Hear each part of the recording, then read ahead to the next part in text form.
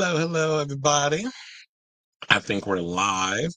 If we are, how you doing? How you doing? Come in. I know this is a bit of a surprise. I just jumped on real quick, but I do see it does say that I'm live up in the corner. So what's going on, everybody? It's your boy Kris Avalon, and I am live and in color on all my social media platforms. I'm live on Facebook. I'm live on YouTube, and I'm live on the Twitter. I just wanted to come on real quick. This is actually, I should say, my very first live stream that I'm doing by myself. I wanted to see if I could do it, try it out, play with some things. I was learning how to, do all the computeration situation. I came in on a hard time too, but I was like, let me try to do it around 3 o'clock or 3:30, whatever. But it says 3:39 in the afternoon. But anyway, what's up, everybody? So we got a couple of topics. I just wanted to play around and see like how everything goes. Definitely, my name is Kris Avalon. Follow me on my social media platforms. I should probably bring those up. Yeah, so be sure to do all of that. I'm on the YouTube, Kris Avalon. We also got my Cash App that I'll just leave up here for a moment if y'all want to donate and put some coins up in my situation. So yeah, we're going to be talking about a couple of things. We're going to be talking about Diddy temporarily stepping down as chairman of Revolt, because there's a lot of stuff going on with that. The aftermath. I mean, we all knew it was going to happen eventually. That with everything going on, that there was going to continue to be a fallout. That it wasn't just going to start and stop with Cassie. I got a hoodie on, chat. It is cold in New York. It is like what is the weather? 35 degrees and windy. So it's just like the weather is crazy out here in these streets. So yeah, we're gonna be talking about Diddy temporarily stepping down as chairman of Revolt. We got Forbes magazine being dragged for calling Bad Bunny the king of pop, which, child, if y'all don't get off my line with that foolishness, I don't know what's going on with Bad Bunny and all that other mess. And then yeah, so we got, and Tina Knowles, she's coming and going in and letting have on people because, everybody out here decided to make comments about Beyonce. At her Renaissance premiere. I saw everybody was there. Kevin Aviance was there. All of the LGBTQ community was there. I saw Janelle Monáe. Most of Destiny's Child was there. I think Pharrell was the only one that wasn't there on the red carpet. So people was trying to say that Beyonce was looking a little white, and Tina heard, of course, and now she's got a lot to say on that. Plus, this wasn't a story I was gonna bring up, but apparently it was just like, I was like, let me just do it anyway. And that is, the King Harris thing was going on with him and his, parents. Like, he's out here just cussing them out, fighting them. I'm like, boy, if you don't get yourself together, Chad. So, yeah, so he's going through it right now, and he's fighting with them on social media, and I don't know. It's a lot going on with that little boy, and I feel bad for him. So, I mean, I kind of feel bad, but then again, I really don't, because he been out here, little boy, you out here doing too damn much. But anyway, so let's get into these topics without further ado. And yeah, so follow on my Facebook, Kris Avalon 94. As I stated before, my Cash App is the Kris Avalon. You can also follow me on the YouTube. I have, I like to call it E2 because it's entertainment too. But anyway, so yeah, let's get into these topics, and that is Diddy stepping down from as the chairman of Revolt. Now, I don't know if y'all heard by now, but I'm sure y'all heard the whole situation about Diddy going through it with Cassie and that whole situation. Now, that case, within 24 hours, we heard about it, we read the stuff, and then all of a sudden, what happened with him was he settled. People were up in here wondering, so why did you settle? Does that mean you're guilty or whatever the case was? So he went and, settled with her. They moved on. We knew all the details, but I feel like, in my opinion, the reason why Diddy settled was because he didn't want any more of his tea to come out. He didn't want a lot of other things to come out, particularly, I guess, with, his, sexcapades with other women. and some men, because I do believe that Diddy got down with the get down. Like, that was always a legendary story, that he was out here hunching women and men, and whatever you like it. I love it. I don't judge. If you're into having sex with multiple people and doing this, that, and the third, y'all can do all of that. I'm not gonna sit up here and judge you on your situation. That's that's just how it is. However, there needs to be consent. There needs to be, all of that stuff needs to come into play. Now, since then, we have heard stories about how he was, there were, believe, two more accusations that came out against him. There was one that recently came out against him and Aaron Hall, the singer from Guy, who, you know, apparently like to reveal that he was into public sex and all other stuff, which is not an issue. Like, to me, there's people who are freaks that are into public sex and do all those things. And if you're into that, that's on you. That's your business. If you like it, I love it. But you should not be going around grooming young girls, having sex with underage girls, and raping people without their consent, which is what the women accused Diddy and Aaron Hall of doing. That they basically, it was two girls, they got drunk, brought back to I believe their hotel room, and they both took turns switching up on the both of these women. And now years later, they're coming out and they're saying what needs to be said. But the weird part is, some people out here saying, well, why are they just now speaking? Why are they just now opening up and revealing this stuff about themselves? And they're not really just keeping it to why you wait so long to come out and say that you were assaulted. And it's like, first of all, there is no time limit on sexual assault, and there shouldn't be. Oh, I see. Like, I don't think my Facebook went live. Okay, so if it didn't do it, I'll figure that out another time. But anyway, so there's situations that go on with people, and it's just like, there's no, in my opinion, no time limit on when you've been abused, when you were assaulted. If stuff happened to you, then you should be able to speak on it whenever you feel comfortable. And also, when people say, well, why didn't you come out in the 90s and say all this stuff? First of all, I don't know if a lot of y'all got amnesia, but Diddy was hugely popular in the 90s. Diddy was very powerful within the hip hop community in the 90s. So when a lot of y'all come out and say, well, why didn't you say something back then? For what? So this girl could have been ostracized, or they could have did some kind of intimidation. Like, you don't know what people were capable of back in the 90s. The times back then were way different. Social media didn't even exist a lot in those days. So for people to come out and say that you should have said something back then, that's unrealistic. And if people feel that they have it within them now to reveal stuff about him, because all it took was Cassie, who was in a relationship with him for 11 years, to be like, you know what, I finally got the balls to come out and say what needs to be said about this man, then I'm going to take the initiative and I'm going to do that. So I don't know why a lot of people try to put a time frame and all this other stuff on sexual assault. Come out whenever you feel that you're going to come out. And it's hard. I know it is hard to prove. And who wants to go through that trauma? Like, who wants to sit up here and be like, oh, I made this whole thing up? I don't think there's anybody in their right damn mind, or even the craziest person will be like, oh yeah, I was sexually assaulted by a famous person. So all this stuff was coming out. And so within that happening, they took away his toys, which was, I guess, I don't know what's going on with the liquor line.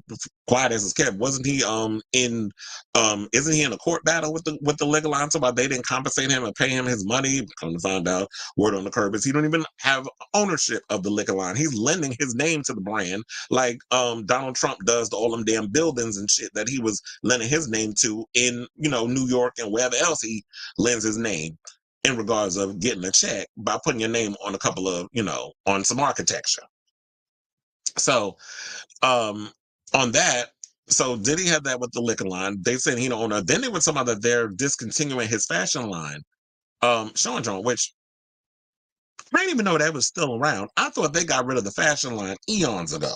I didn't know that they were still making Sean John. I didn't even know people still wore Sean John or was going to the store to buy it, let alone, in a Macy's or Amazon, Sheen. I don't know. I never knew people was going out here still buying this stuff. So, um, basically, the latest story is that he's temporarily stepped down as chairman of Revolt because yesterday, award-winning podcaster Dawn Montgomery revealed that she's leaving Revolt amid Diddy's sexual assault allegations. She took to Twitter to reveal, she said, I won't be signing on to do the third season of at Revolt TV's Monuments of Me podcast. She said, I am a SA survivor and I cannot be part of a show that's supposed to uplift Black women while Diddy leads the company. and she wrote that by adding "believe Black women." So I believe she believes the accusations. She's coming out and she's like, you know what? All money ain't good money. I'm not going to stand behind someone who has these accusations behind him. Now, there's one person that is going to stand behind him, and that's Lipo Lee over there on, with his show, because apparently he's on Revolt, and I thought it was just tacky and disgusting and distasteful. Three things that he's notorious for anyway, that he would go on social media or I guess on his show and basically bash Cassie and be pro Diddy. And I'm like, okay, now if you just either shut up, don't say nothing, or just stand 10 toes down and be like, you know what? He's my boss. I gotta stand by him no matter what. And it is what it is. Now, if you was a boss like you said you was, you wouldn't even have to worry about the repercussions of, oh, if I go against my boss, that I'm gonna lose my livelihood, I'm gonna lose a check. I'd have been like, well, fuck you. If I'm supposed to be Mr. Independent and I'm Mr. Black media mogul, whatever, then I would step away from that and I'd be like, you know what, I'm gonna just go independent, do my own shit on YouTube, and then just set up a Cash App or one of those, a Cash App. I had to put that up there.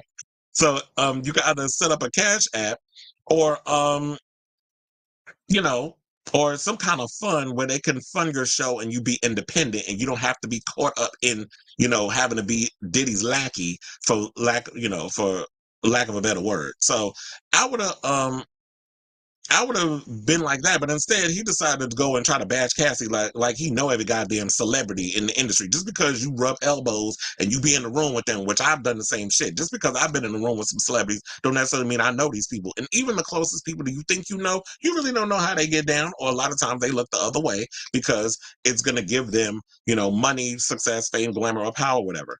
Um, I'm screaming. So Lotus Edit said, do you think Tina's IG burner account that she uses to clap back? Well, I'm going to get to that story coming up.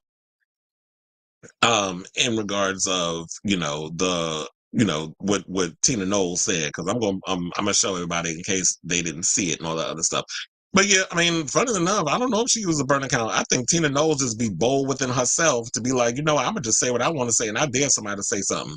So Tina to me is like Beyonce's spokeswoman, where she feels like, you know what, y'all not gonna come for my daughter, and I'm not get cussed out. So they also said, well, we already talked about the settling of the lawsuit. We already talked about Aaron Hall. I do believe every last word of all the accusations and stuff that's coming out, because Diddy always been the devil. His ex assistant Capricorn recently came out and said something about him too, that he called him the devil. And I've been like, I've been calling Diddy the devil for years. I remember Capricorn back when she was with what was it? Oh, when I think it was like during the Danity Kane era. You said no. I'm saying Tina is really Beyonce. Could you imagine? That would be funny though.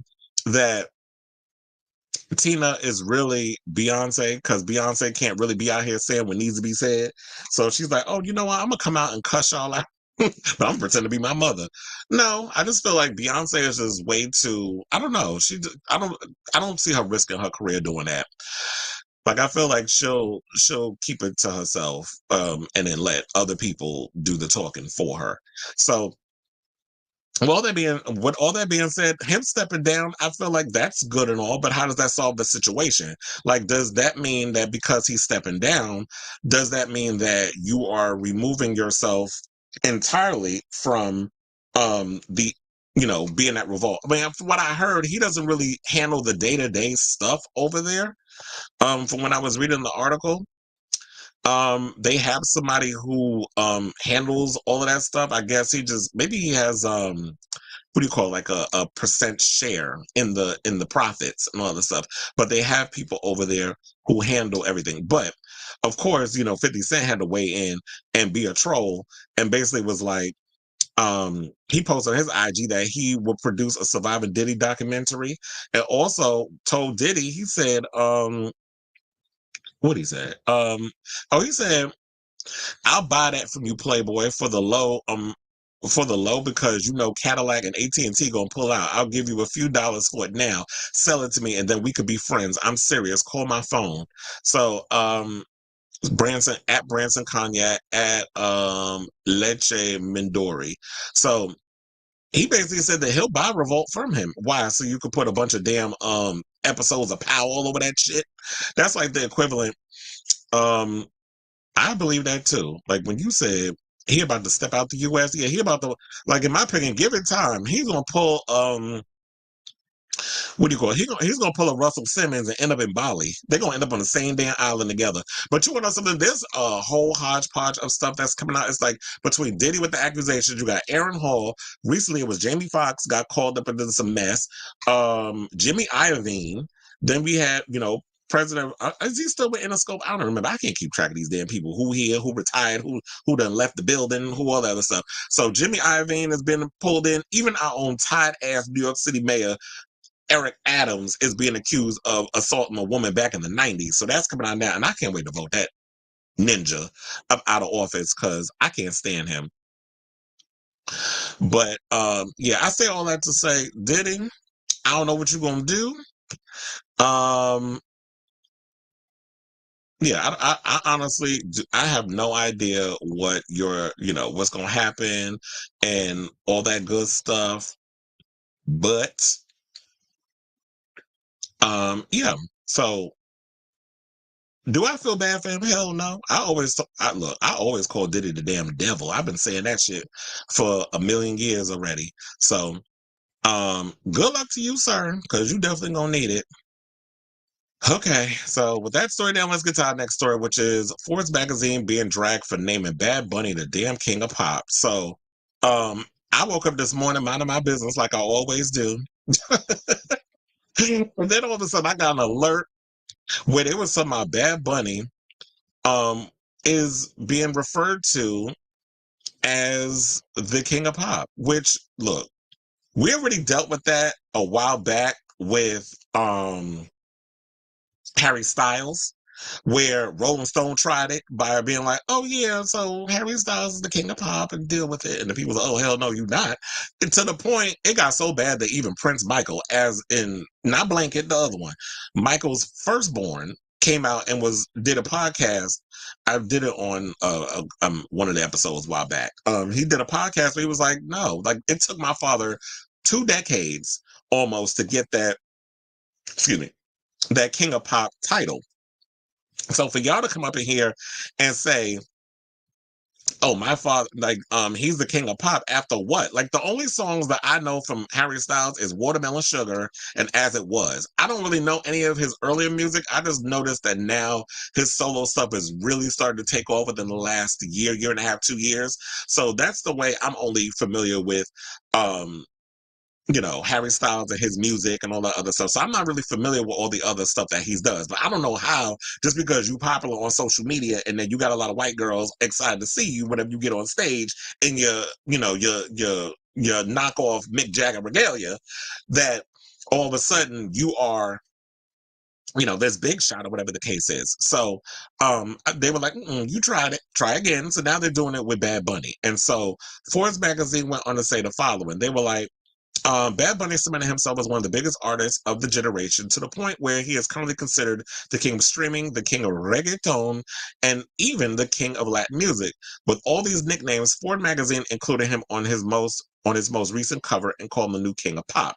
Now, in an interview, the Puerto Rican singer Forbes highlights his current status as one of the most important singers in recent years, with the highest numbers, with more plays than Taylor Swift on digital platforms, while he is also entered the list of most successful singers under 30 years old, saying if there is a constant in Bad Bunny, who is 29 years old, it is that everything he creates becomes a worldwide hit, stated the magazine on his Instagram account. To present his new number, it also highlights that in April, Bad Bunny made history as the first Latin artist to headline the Coachella Music Festival, and he's done it all while singing solely in Spanish. And look, I didn't even like. I'm quiet as it's kept. I didn't even like that Coachella performance. I thought the Coachella performance was a mess. There was a point where he was trying to do an acoustic number with Post Malone. That was a disaster. The dance moves wasn't giving. It was just not. It just felt like it was rushed. Excuse me. To me, it just didn't feel authentic. It didn't feel organic. Like it just felt a big mess. And um, yeah. So But look, people took to social media and they was not having it. They were like, one person wrote, previously held, that crown ain't going nowhere, no matter how many times the press tries to force into whoever is the flavor of the month, buddy. There is only one king. Of course, it's Michael Jackson. Another person posted, no, Michael Jackson is the king of pop. I don't know one Bad Bunny song. Besides, Michael never disrespected his fans like Bad Bunny did. Oh, yeah, you ain't never seen Michael throw a damn phone. But anyway, was Michael alive when cell phones was around? Because I know he died like maybe 15 years ago or something. I don't know the number off the top of my head, but um Michael, he I don't think I've ever seen him disrespect his fans the way Bad Bunny has, um, as the people are saying. And then another person wrote, there's only one artist who was bad enough to become and stay the king of pop, and his name ain't Bunny. Now that said, can we cut the crap? No one will ever replace or surpass Michael Jackson. Person who went by J-Lo for the block. Y'all was so funny. Nobody knows Bad Bunny outside Latin America, and he has no talent. Calling him the king of pop is disrespectful on so many levels. And another person by the name of @Luzanaya put, Bad Bunny is king of many things, but not the king of pop. And no shade, but I'm actually going to agree with the people. Like, I do not see how y'all considering somebody like a Bad Bunny as, the king of, like, to me, the king of pop. He is not, in my opinion, um deserving of, that moniker. I like him as an artist. I'm a fan of his music, although I will say his latest album really wasn't given what needed to be given, in my opinion. Like, I wasn't really, feeling what, he was given in that whole situation. I don't know. Maybe it'll grow on me, but I've liked all his previous other stuff. I love the previous album before this one. Um, it was more beachy, more tropical, but I know that's not the only thing you're gonna do. And I love when artists experiment, um, when it comes to any kind of music. Like, I listen to all kinds of music, even I don't understand what the hell they're saying. And I do appreciate the fact that Bad Bunny is someone who has, defied the odds and never had to compromise who he is as an artist to make it into the mainstream, to do it completely in Spanish. He didn't be like, oh well, I need to, how it was back in the day. There's no shade to the Shakiras, the Mark Anthony's, the Jennifer Lopez. Well, Jennifer Lopez's Spanish is questionable anyway, so she was kind of like always on the English side and then dabble into the Spanish music. But we'll just go with the people that did do the whole crossover: the Ricky Martins, the Shakiras, the Mark Anthony's, the Enrique Iglesias. A lot of those artists that were coming up during the Latin explosion in the 2000s. Um, to me it always felt like, what is, I didn't know no better because I was younger, but it was like, yeah, you're compromising who you are, and you're, I guess, so that when you can cross over into the mainstream. Whereas, you got people like Bad Bunny, who's never had to compromise, and he's huge. You got Carol G, whose career is on the uprise and getting a lot of accolades, and there's so many others that are following that footstep. So Bad Bunny, in my opinion, I mean, I could be wrong, but to me, it always seemed like he became, the biggest artist to come out of that genre, and has crossed over and is selling out Yankee Stadium. He's selling out, all the stadiums. He's global. So I don't agree with that one person who was like, oh, he has no talent, because one has to have talent to be able to captivate an audience. Now, I don't think I see any Bad Bunny fans or that have done what Michael Jackson's done regarding Michael. And I always have to use as an example because that's the only way some people are going to get it.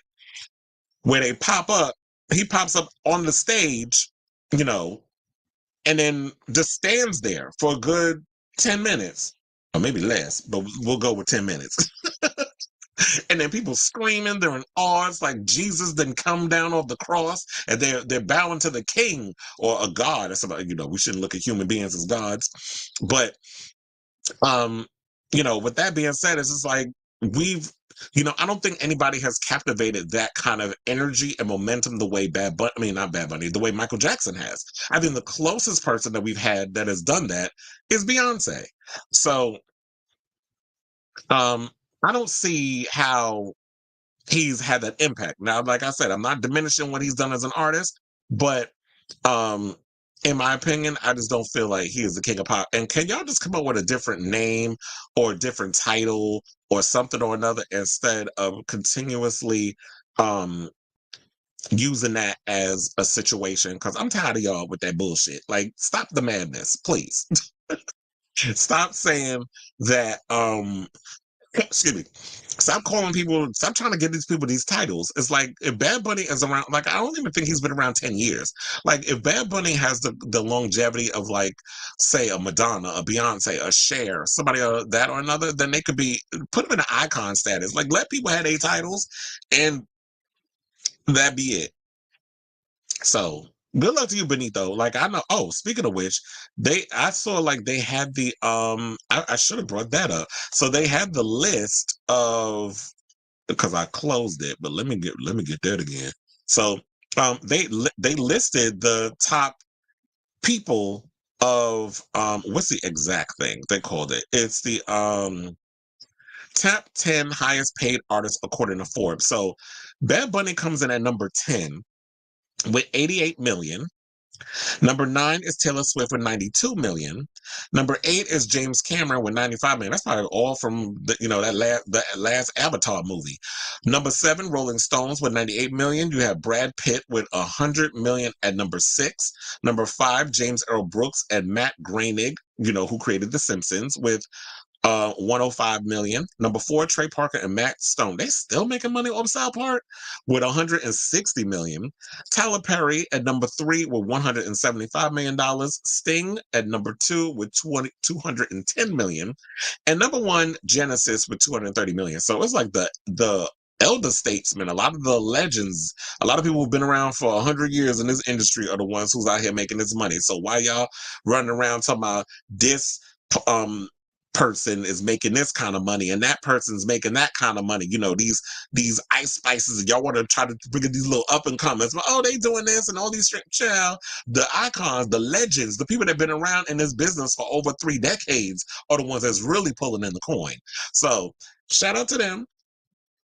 And yeah, there's that. So let's get to our next story, which is Tina Knowles, who is going in and letting have on people who was talking about Beyonce bleaching her damn skin.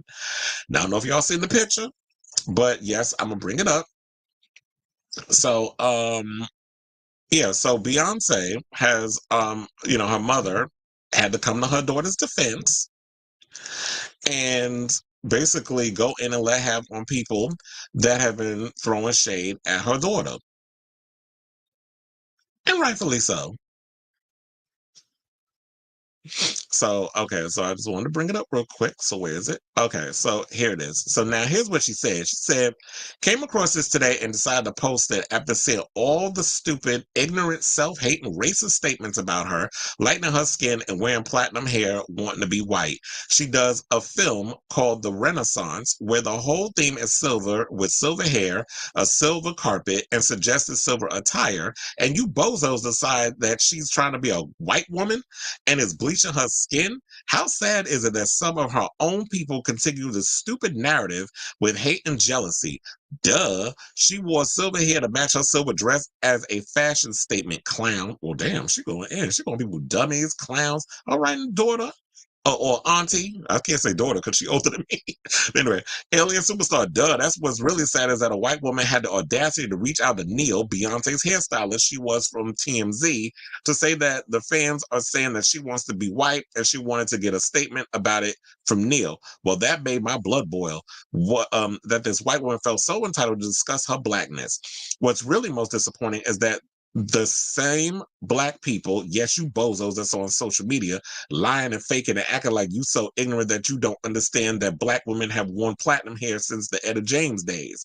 I just went and looked at all the beautiful talented black celebrities who have worn platinum hair, and it has been just about every one of them at one time or another. Are they trying to be white? I am sick and tired of people attacking her. Every time she does something that she works her ass off for her and is a statement of her work ethic, talent, and resilience. Here, you sad little haters come out of the woodwork. Jealousy and racism, sexism, double standards, you perpetrate these things. Instead of celebrating a sister or just ignoring if you don't like her, I'm sick of you losers. I know that she is going to be pissed at me for doing this, but I am fed up. This girl minds her own business. She helps people wherever she can. She lifts up and promotes black women and underdogs at all times. So it goes on. So, oh, I did not want to do that, chair. Um, so it goes on and so forth. And yeah, here is the picture of Beyonce. And they're saying that she looks white. Now here's the thing, because when I posted the picture yesterday, I posted a bunch of pictures because she had like the Renaissance opening or whatever, the movie premiere in LA.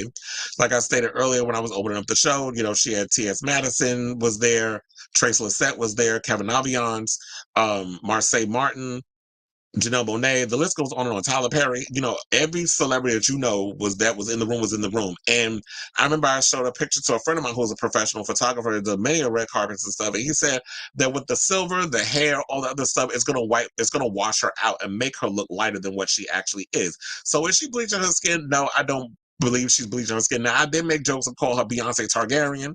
Now if y'all watch Game of Thrones, y'all know exactly who that is. Well, the House of Targaryen. Beyonce is not actually a member of the Targaryen clan, but I did make jokes within that. But I did have people on my page, on my Facebook timeline, when I posted the photos, they were like, "Who this white woman?" Like they were making the white people jokes. Yes, it was funny, but I get where Tina is also coming from, where she says like it's disrespectful to be out here saying this stuff about her daughter when in fact you know and every now and again it's like I'm gonna get tired of y'all sitting up here talking mess about my child, and there's only but so much you could do when you're just gonna sit back and let these people talk smack about your daughter. So I'm definitely um with her on this, and why not? Because if she don't defend her child, who is? Okay. So good luck to you, Beyonce and Tina and all that other mess. Beyonce doing her thing. I'm definitely, speaking of which, I'm definitely looking forward to seeing this upcoming um tour. Like the Renaissance the concert film. I'm here is almost 3 hours, which I'm thinking, if I'm not mistaken, is probably the same length as um Taylor Swift's, because I think Taylor Swift did something that was just as long in regards of that whole situation. But I don't know if, did I put it in? Oh yeah, I did. So um now we can talk about Blue Ivy. So speaking of the Renaissance tour, there was this tea that came out about excuse me, about Blue Ivy, and basically saying that she used her haters as her biggest motivators while performing on her mother's Renaissance tour. So now in the new concert film, Beyonce revealed that after her older daughter joined her on stage for several of the Renaissance tour stops, the 11-year-old was affected by online critiques of her dancing. The Love on Top singer, who's 42, shared that that Blue Ivy heard and read negative comments about her dancing after her first surprise appearance on stage in Paris in May. She said that Blue Ivy, whom she shares with husband Jay-Z, was determined to prove any naysayers wrong and devoted herself to working even harder on her dancing. Beyonce also admitted that, excuse me, the notion of her daughter joining her on stage at all was not something she was particularly keen on. Originally, the idea was that Blue Ivy would make just one on-stage appearance, and even that wasn't a plan that the singer was exactly thrilled about. She said in the film that performing in front of thousands was no place for an 11-year-old. Absolutely, because they always say, like, when it comes to this business, this is not a place where y'all would want to um you would want to actually be subjecting yourself to. Why would you want to subject yourself to all the hate and all the other stuff that these people are dealing with? Oh, speaking of which, hey, Victor Yates, I knew he was in the building. It says skin bleaching allegations are lazy. Beyonce was under 100 lights and flashes and was wearing makeup on the carpet. Absolutely. So, there was like I said, like Beyonce was not bleaching her skin. I do not believe that she was bleaching her skin at all. So, there's that. But so with the whole Blue Ivy situation, I totally agree with this. Is that, in my opinion, would I allow my child to perform on stage in front of thousands of people? I don't know. Because, well, here's the thing.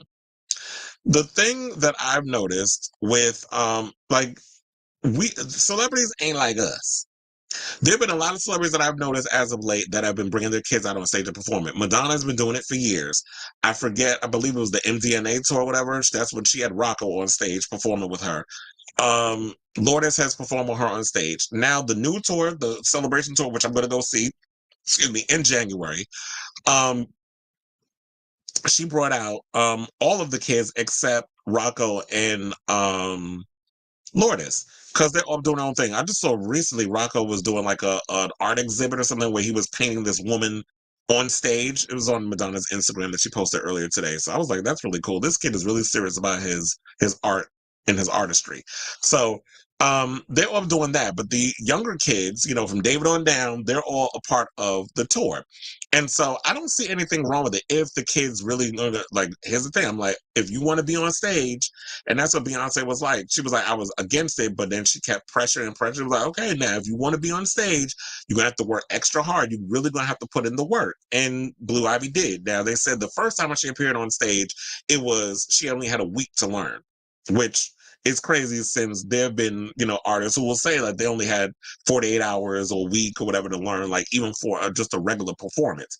So she did her little video, you know, she did her performance. People did say she was stiff. I'll admit, I even jumped in and said that, okay, Blue, you a little stiff, you know, with the performance. So she got up there, she did her thing, and instead of her backing off and being like, "Oh, they hurt my feelings," or whatever, she's like, she felt within herself. She pulled together that tenacity to basically go in and learn and really put in the work and lay it down. And I applaud her, especially at what she's 11, that she would do something like that. And she was like, you know what, I'm gonna just step my pussy up and get out there and perform and do what needs to be done. And she did what needed to be done. So um I'm actually proud of Blue Ivy that she went and did what she needed to do in regards of getting out there and performing. And by the end of the tour, she was flawless, in the words of her mama in that song.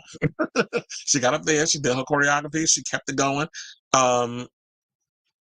You know, and that was that. And so kudos to her. So yeah. So and then of course Tina jumped in and basically said that you know, seeing her confidence grow throughout the tour has been such a treat. Watching her confidence grow throughout the tour has made me so proud. She's improved so much. And I have to say she definitely did improve in regards of um you know, her performance and all that good stuff. So I know there is a special people edition of the Beyonce Renaissance tour. If you guys want to check that out and you get a chance. So yeah, good luck to you, girl. Okay, so let's get to our final topic, which is this T.I. drama with his damn son. um Damn, I should have brought up the video with what's his name, with Roland Ray going in. Oh wait, the Roland Ray video where he goes in on what the hell is that girl named? The botch face up that's over here talking shit about Cardi B. And she's like, Maseeker. Purr. I should have brought that video up. But anyway, so yeah. So now we got D.L. Hughley basically went in to let have on King Harris because King Harris out here disrespecting his damn parents. And so D.L. Hughley had to weigh in on the situation. So D.L. Hughley has given his 2 cents on T.I.'s latest family drama, claiming to have known the Harris family for a long time. The comedian has nothing but praises for the couple and solely blames King Harris for his insulting behavior. Now, I don't know if y'all seen the video, but I do have it. We're gonna play this clip of King being a pain in the ass, and then we'll come back and we'll talk more about this story. Roll the clip. Capping. You upset. You're mad. You capping. You capping. I know you. I know you. I know you. I know you. I know you. Ain't no mystery, man. I know you though. I know you though. I know you though. I know you. What's wrong with y'all? Why y'all doing that to me? Y'all know me. You know I stand on business. You know I stand on business. Why you even letting somebody play with me like that? Why you letting somebody play with me like that? Why you letting him play with me like that? Why you letting him play with me like that? No, ain't no joking. Ain't no joking. You are embarrassing yourself and your family. Nigga, you embarrassing yourself. You are embarrassing yourself. You are embarrassing yourself. Hey, what is you talking about? Get out me, nigga. Get out me, nigga. Well, you can't do nothing with me. Shit you can do with me.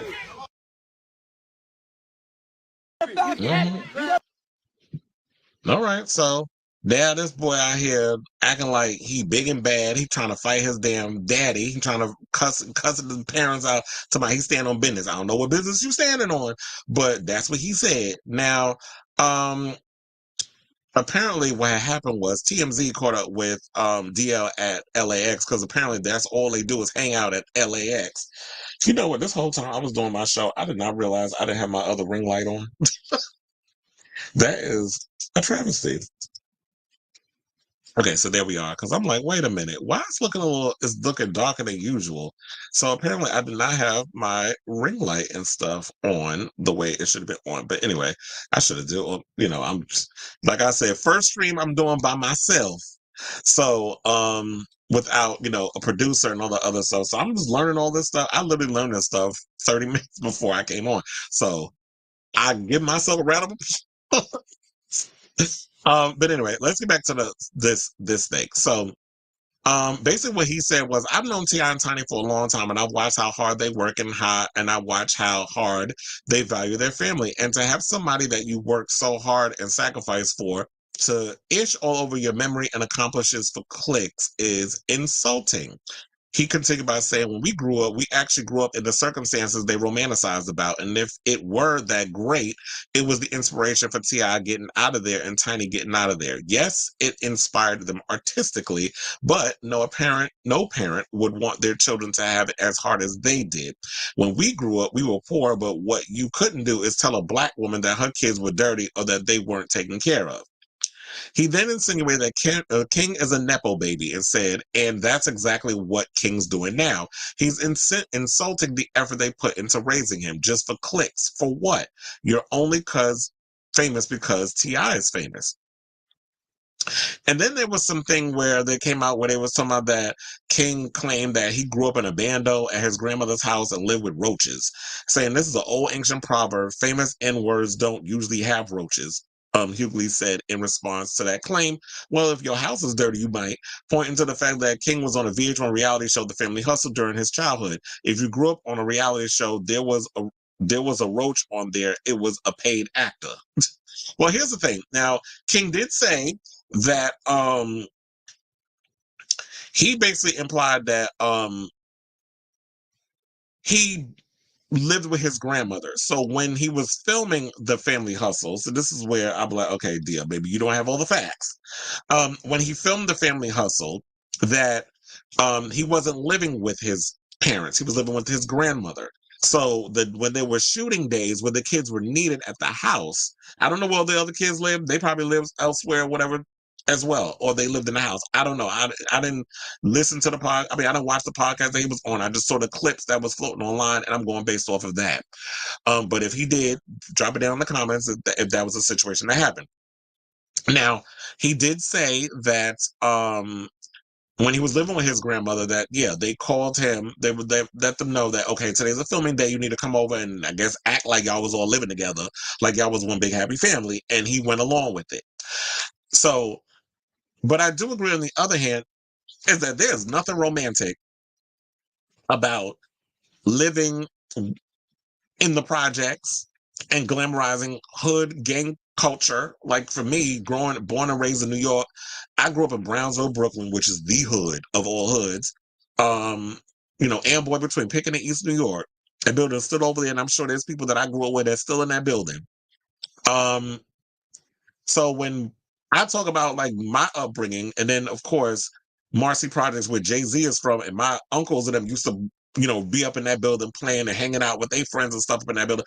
Like, it ain't easy trying to grow up in the hood. So these people like this king who was born privileged, sitting up in here and glorifying gang culture and violence and all this other stuff. Little boy, if you don't sit your little high yellow ass down somewhere, you're gonna end up either dead or in jail. And you don't want either, because you wouldn't last 5 minutes behind bars. And it's just sad. Like, I feel like on the other hand, this little boy is clearly crying out for help.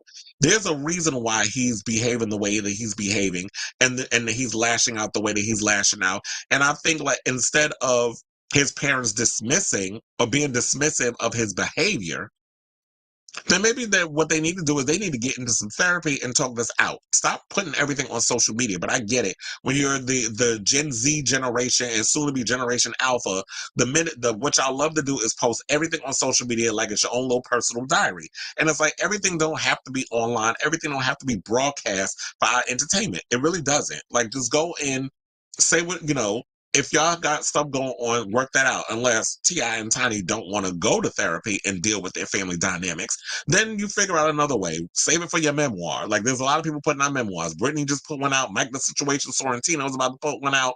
Um, Jada Pinkett put one out, and everybody was like, "Who gives a damn?" There's so many people out here who are putting out memoirs and things of that nature. Save it for that, and then you get your money.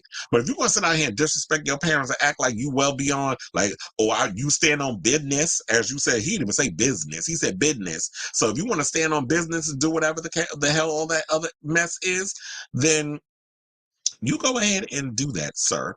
And if I was your parent, I would cut your ass off. Like, I'd be like, okay, well, if you think you can stand out there on your own 2 feet and deal with it on your own, then you go ahead and do that. But I do agree with, like, DL. He is from a different generation, and I guess, well, I'm not as old as DL, child. I'm on the cusp of Gen X and millennial.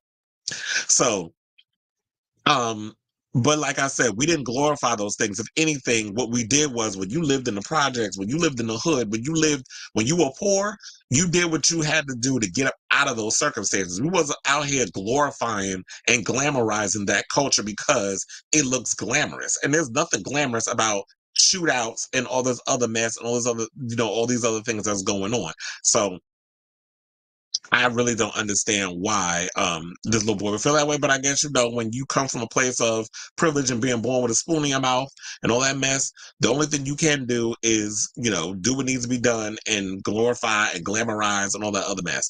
So hopefully King works it out. Like I said, I feel bad that, he's in the situation, because I feel like he is hurting. But the disrespect, child, you need to stop that mess. The disrespect, that's something that you can't be out here doing in regards to your parents, regardless of how you feel about them. I mean, unless they're a piece of shit, then I can understand that. But anyway, so I think this comes to the end of our broadcast. I said I was going to do a little broadcast. There's a couple of topics that I wanted to jump in and make comments about and say those things and see how I can test in the waters of playing around with doing a podcast by myself. And I'm like, ooh, the first episode is cute. I'm still learning some things, and I'm trying to figure out how to, do a bunch of other things. So, the more I get at it, the more I do it. But anyway, love you all for watching. Tune in next time. I don't know. I'll probably come on later on this week. Probably, I don't know, tomorrow, maybe Thursday. I don't know. It depends on what other topics come out. So yeah, for now on, I'm going to be spreading out and doing sporadic episodes. I'm not just going to be doing it on Saturdays. Whatever something hot comes out, I'll be on the line talking to y'all. So, hopefully I can get more people chiming in. So, and then shout out to all the people that did chime in, during this very short 48-minute episode. So, thank you, Victor, darling. Yeah, so love you all for watching. Till next time. Ciao, darlings.